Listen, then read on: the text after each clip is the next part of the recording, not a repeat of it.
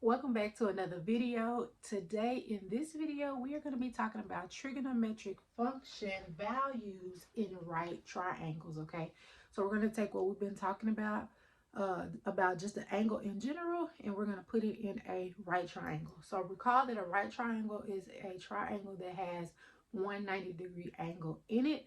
And so what we want to do here is we want to start with just an angle in standard position, an acute angle in standard position, and we're going to call this angle A, and I'm going to denote A right here. Use this point to denote A because we are about to transfer two triangles, okay?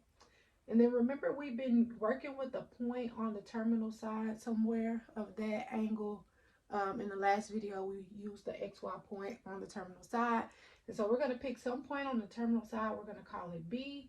And then we're going to draw a line down from that point down to the x-axis, the line that creates a 90-degree angle.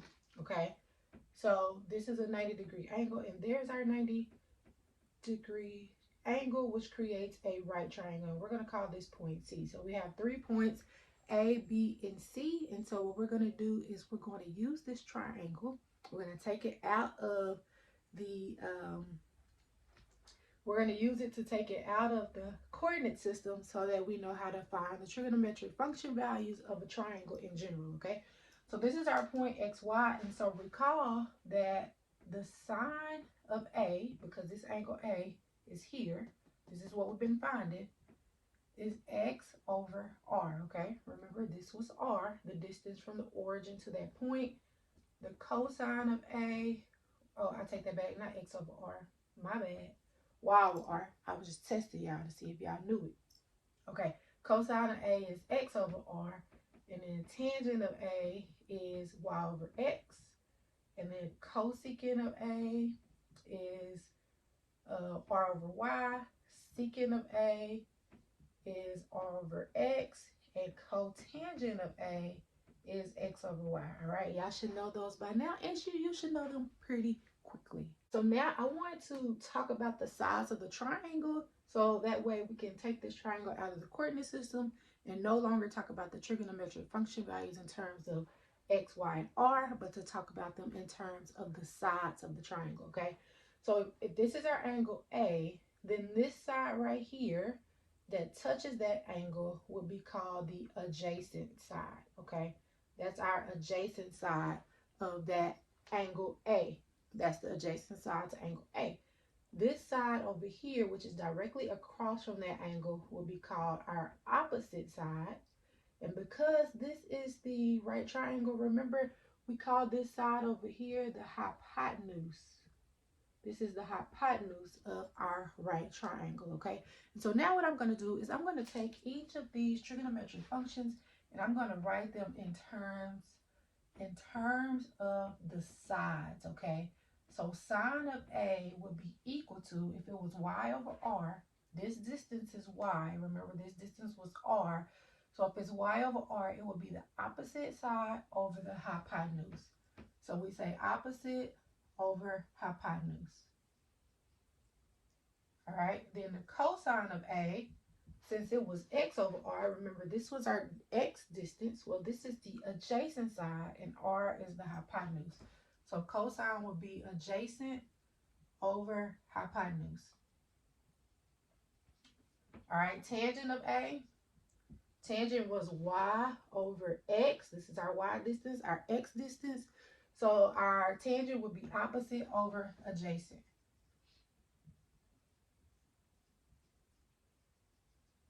And then cosecant of A, remember it's the reciprocal of sine. So now we could just say, okay, that's hypotenuse over opposite side.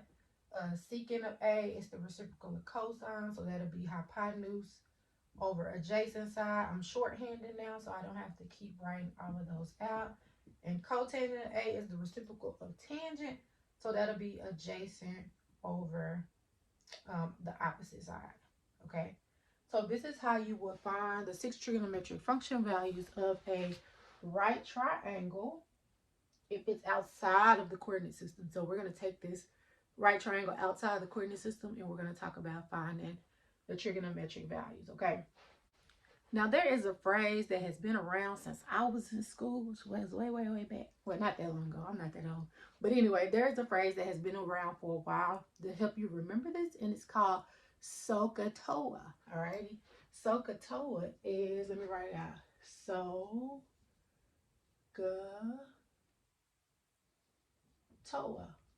Alrighty. Sohcahtoa. It helps you to remember all of these for the first three, right? Okay, so S stands for sine, O stands for opposite, H stands for hypotenuse, C stands for cosine, A stands for adjacent, H stands for hypotenuse, T stands for tangent, O stands for opposite, A stands for adjacent. So this is sine is opposite over hypotenuse, cosine is adjacent over hypotenuse, and tangent is opposite over adjacent. So that's a short way to help you remember, just to help you remember which way it goes. Sohcahtoa, okay? So Sohcahtoa. For this first example, we want to find the sine, the cosine, and the tangent for angles A and B in this right triangle. So we have a right triangle with our 90-degree angle here.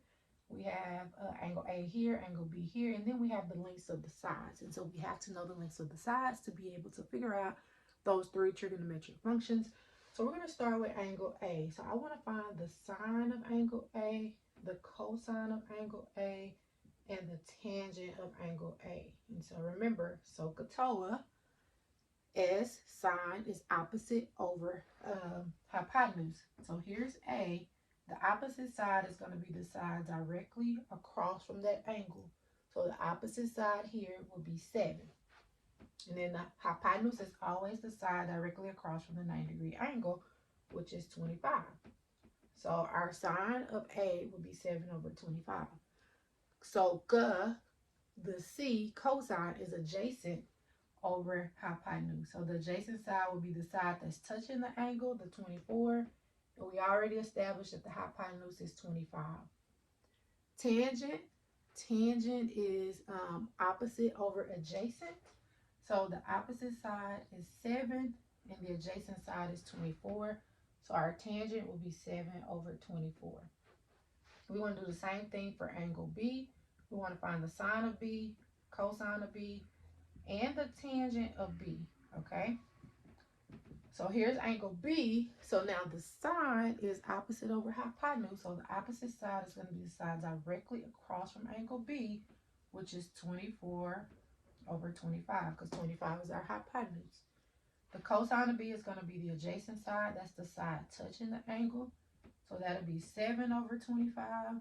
And then the tangent of B will be the opposite over the adjacent. So 24 over 7. All right. And so that will be your 6 trigonometric functions. Sorry, my words are leaning. It don't look like it when I'm writing it, but when I look at the video, I can definitely see it's leaning. But hopefully you get it and you understand it and it makes sense. If you have any questions whatsoever about how we found these 3 trigonometric values for both of those angles, then put them in the comments below and I will respond. Alrighty? Okay. Let's see if you have it now. I want you to try this example. I want you to find the sine, cosine, and the tangent of angle A in this right triangle. So pause the video for a moment and see if you can get it. Okay, hopefully this is what you got. For sine of A, you should have gotten 45 over 53. For cosine of A, you should have gotten 28 over 53. And for tangent of A, you should have gotten 45 over 28. Is that what you got?